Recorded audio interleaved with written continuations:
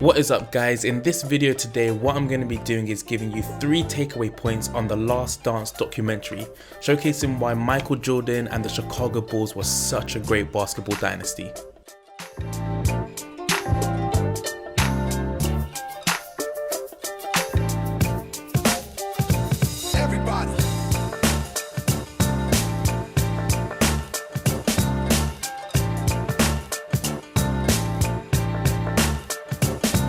What is up guys, my name is Philip and welcome to this channel Psych-Pass Shoot Score, where I give you content on anything sports, anime and sports psychology related. So hit that subscribe button if any of those topics interest you.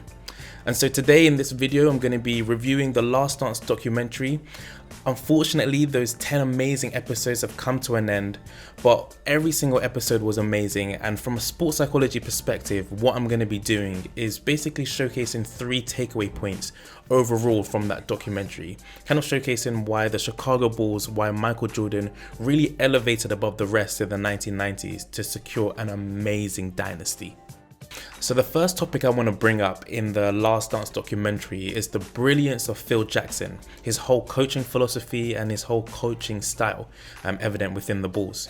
And so in the documentary we really got to see where the triangle was first conceived and how it was kind of developed into really helping the team overall win those championships. And from Phil Jackson's point of view and the whole coaching psychology point of view, he really did understand that this whole team concept, and that was implemented in the triangle offense, but that was also implemented in how he communicated with the whole team off the court as well. In the documentary, it really just seemed that he had a big and a good understanding of everything on the court is always going to translate off the court. And if off the court they're not progressing and they're not doing well, then on the court they're not going to do so. So he really did spend a great amount of time helping the team off the court and making them a more cohesive unit off the court, which then translated to them being a great unit on the court. And from a sports psychology perspective, when doing work within this whole coaching psychology, I found 3 key areas which were very important for a successful coach. And so one of them was coach commitment. The coach needs to be committed to helping the team on the court as well as off the court, managing different personalities and working with the team to develop their strengths and develop their weaknesses. Another point was the coach and athlete perception. Both of their perceptions need to be joined together. What is their perception on success? What is their perception on failure?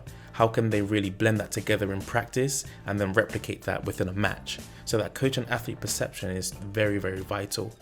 And then lastly, communication. The coach needs to communicate in an effective way, not only in practice when none of the cameras are on and it's just a team, but also in those high pressurized moments. Maybe when they're talking one-on-one in the coach's office. The way he communicates needs to be very consistent throughout all different situations for the team to trust him as a whole and for them to then progress and work together on the court when he's trying to execute 1 or 2 plays with them. And so with that research, it was very evident that Phil Jackson had all of those components and he combined them together very, very well to produce a very cohesive unit, not only just for 1 or 2 seasons, but over the duration of the 1990s. And so the second point that I want to bring up, which I found very interesting in the documentary altogether, is the player dynamics which were evident in the team, and more specifically Scottie Pippen and Dennis Rodman. The documentary really showcased a lot of things that happened off the court and how that kind of transpired and how that related to their performance on the court. And I feel like the documentary more showed these 2 players more than anyone. So first starting with Dennis Rodman, I feel like the general public already kind of knew that he wasn't the typical NBA player. But then despite that, he had a really great understanding of his role on the team. And I feel like not a lot of people had a big understanding or general knowledge of how much of an understanding he had of his role on the team and that whole defensive side and the amount of pride that he took in that defensive side and wanting to master it. And that's definitely why the Chicago Bulls hired him and brought him in. And he really did take on that role of wanting to become the defensive anchor point of the team.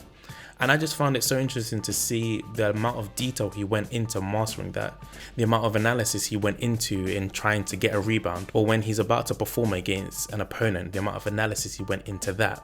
So that was just so great to see, the amount of mastery and the amount of effort he took and pride he took into that whole defensive side.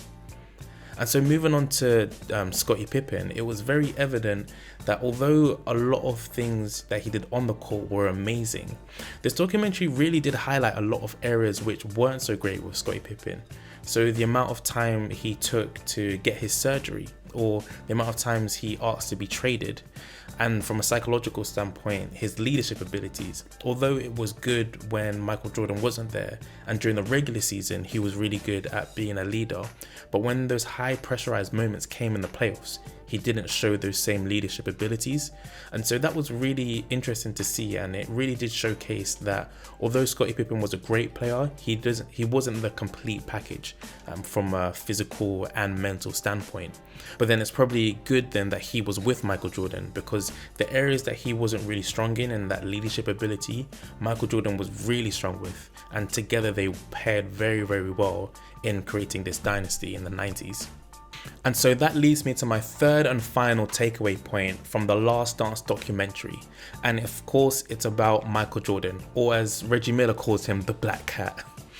And so this documentary really showcased to the older generation, reminding them, as well as the younger generation, more educating them of the greatness of Michael Jordan and how dominant he was over the 90s.